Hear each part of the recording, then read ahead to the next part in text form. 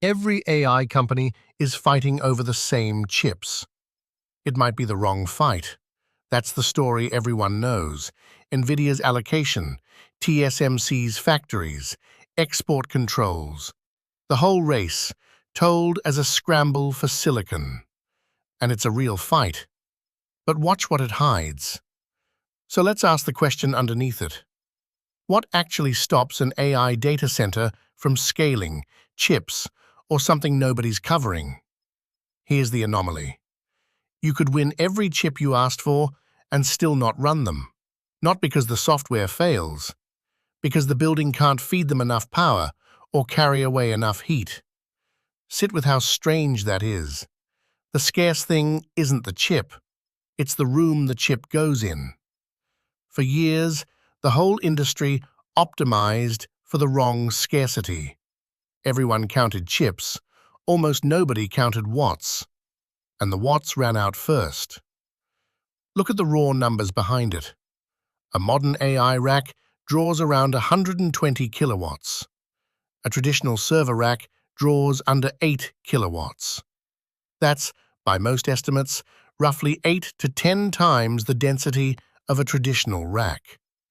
Picture that as heat crammed into the same footprint.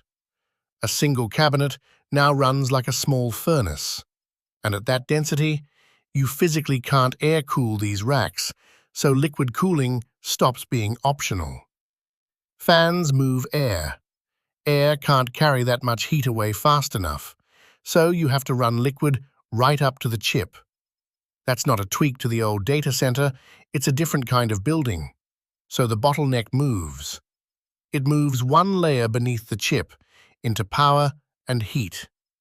And the company sitting in that layer is one most people have never heard of.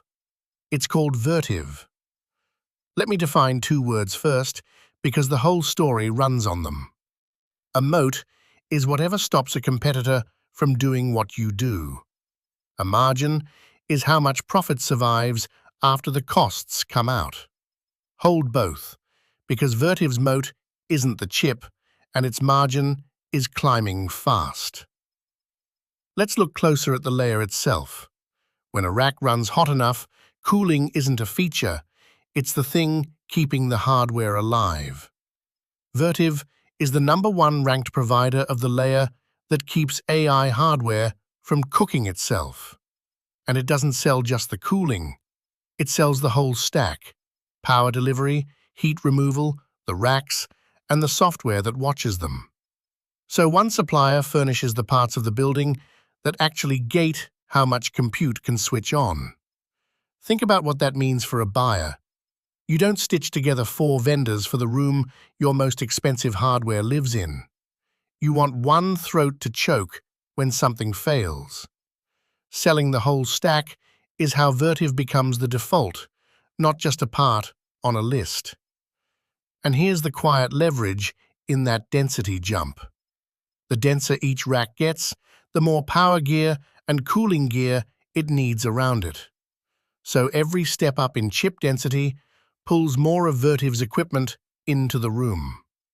The chip race, in other words, is also a Vertiv content race. Now here's the thing worth sitting with. This layer is not a chip. A chip is silicon, and silicon iterates fast. The building is civil and electrical infrastructure, and infrastructure moves at the speed of concrete and copper. Power, not chips, is now the primary constraint on new data center construction. And the wait is not measured in weeks. In the United States, connecting a new site to the grid takes about 5 years on average, waiting in the queue. 5 years before a single server switches on. And it isn't only the queue. Lead times on the big transformers have stretched to as long as 5 years. These are the giant units that step grid power down into a data center. You can't run the site without one, and you can't conjure one on demand. Compare the two clocks. A chip generation, plausibly, ships in months, while a substation takes years. That gap is the whole point. The famous bottleneck moves at chip speed. The real one moves at construction speed. And you cannot pour a substation faster by wanting it more. This is why the richest buyers in the world can't simply spend their way past it. Money buys chips quickly. It does not buy years of grid queue back. So even a hyperscaler with unlimited cash is stuck waiting on the same physical layer. And when the wait finally ends, the racks that switch on are denser than ever, which loops right back to power and cooling. The build-out keeps outrunning the grid underneath it. Let's be precise about what Vertiv is here, because it's easy to overstate. Vertiv isn't the only one. It's the incumbent in a small set of qualified suppliers, alongside names like Schneider and Johnson Controls. This is mission-critical equipment. It has to work every second in buildings that can't afford a failure. A cooling outage doesn't slow the racks.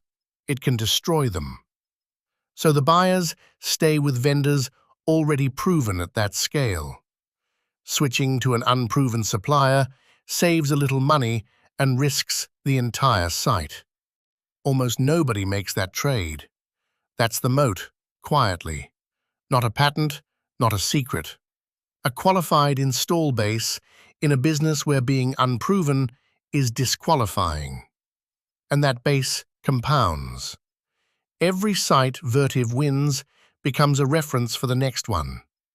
Trust in mission-critical gear is earned once and spent for years. Now let's watch that moat show up in the numbers. Look at what customers have already committed. Vertiv is carrying a backlog of roughly $15 billion of orders. That's work already booked, waiting to be built. That backlog more than doubled from a year earlier. Across the trailing year, orders grew around 80%, and the sharpest signal is the ratio between orders and shipments. For every dollar of product shipped, nearly $3 of new orders came in. That's demand arriving faster than the company can ship it. This is the reveal. The AI race has two bottlenecks, not one. Chips get the headlines. Power and cooling capacity is the one that actually decides how fast the build-out goes. And Vertiv sits in that second choke point, the one nobody was pointing at. Not by owning the chip, by owning the room the chip can't live without. That's the moat, in full view now. The chip was never the whole constraint. The building was. And the company that builds the building has been in front of you the whole time. Watch it land in the most recent results. In the latest quarter, sales came in at about $2.5 billion in a single quarter. And the profit held up. Operating margins in the low 20s, which is the margin lens paying off. A supplier that can raise prices holds its margin as it grows. That's the tell of pricing power, not of a company begging for orders. Management now expects guidance of roughly $13.5 to $14 billion for the full year. So, here's what to carry out of this. The next time you read that the AI race is a fight over chips, remember the second clock. Silicon iterates in months. The power and the cooling underneath it take years. Vertiv doesn't make the chip everyone argues about. It makes the building the chip is useless without. And that's the choke point, hiding one layer down. Big moat, bigger margin,